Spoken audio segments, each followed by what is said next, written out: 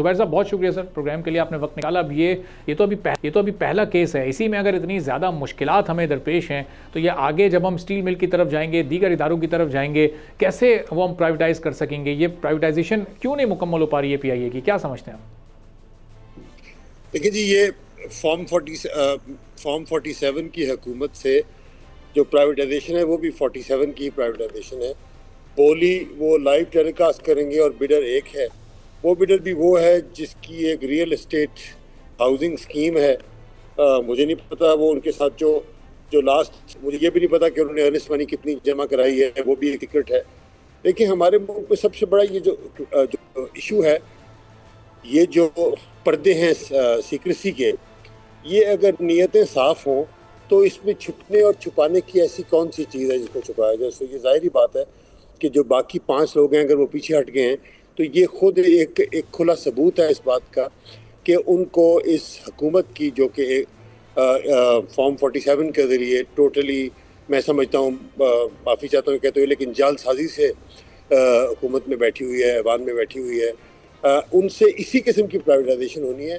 हालांकि मेरा ये, मैं पहले भी कह चुका हूँ कि अज़ खुद प्राइवेटाइजेशन इंतहाई ज़रूरी है, बिल्कुल होनी चाहिए, क्योंकि हमारे मुल्क में हमारी सरकार का कोई काम नहीं है कि वो कारोबार करे, लेकिन किसी भी हुकूमत का कोई भी साथी, ये इसमें तो कोई बहस नहीं है, ज़रूर होनी चाहिए। लेकिन जिस तरीके से किया जा रहा है और जो क्वालिफाई करके एक बिड है वो भी एक रियल एस्टेट वाले की है, तो आप खुद सोच लें कि उसका क्या फ्यूचर होगा। इसलिए मुझे कोई बिल्कुल किसी किस्म की हैरत नहीं है कि ये इस सिचुएशन में हम खड़े हुए हैं। मेरे ख्याल में इस प्राइवेटाइजेशन को ऐसे आगे ले जाना बिल्कुल मुनासिब नहीं होगा और इस सारे प्रोसेस को रिवाइज़ करना चाहिए और रिवाइज़ करके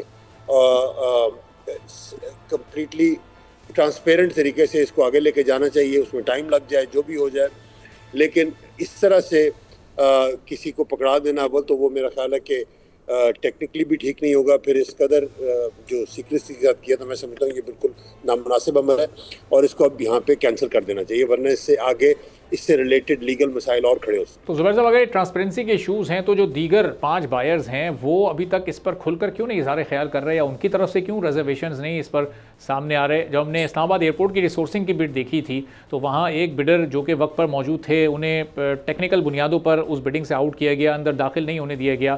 तो वहाँ जो कंसोर्शियम के रिप्रेजेंटेटिव थे वो आए, उन्होंने मीडिया पर आकर बात भी की खुलकर और उन्होंने सारे मुतल्लिका फोरम्स पर जाने का कहा। फिर प्राइम मिनिस्टर ने उस पर एक्शन लिया और एक कमेटी तश्कील दी वहाँ पर तहकीकात के लिए। यहाँ पर हम देख रहे हैं कि ये तमाम 5 बिडर्स अभी तक खामोश हैं। क्या कल के दिन का इंतज़ार कर रहे हैं, उसके बाद फिर कोई आवाज़ उठाई जाएगी? एक तो ये देखें, जो डोमेस्टिक ग्रुप्स हैं, जो मुल्क के अंदर के जो ग्रुप्स हैं, उनके लिए, कारोबार के ग्रुप्स, उनके लिए वैसे भी बहुत मुश्किल होता है कि हुकूमत वक्त के ख़िलाफ़ खुल के बोले, क्योंकि उसकी जो इम्प्लिकेशंस हैं उनके लिए मसाइल में इजाफा हो सकता है, इनकम टैक्स की तरफ से, बाकी जगह हर तरफ से हुकूमत का जो ओवर रीच है वो इतनी ज़्यादा है कि किसी भी कारोबारी ग्रुप के लिए, कारोबारी शख्स के लिए ये मुमकिन नहीं है कि वो सरकार पे आके खुलम खुला वो तनकीद करे। उनके लिए उसकी कॉस्ट बहुत बढ़ जाती है। तो शायद एक वजह तो ये है कि वो तनकीद नहीं कर रहे। सब्सक्राइब करें और बेल दबाएं ताकि कोई खबर रह न जाए।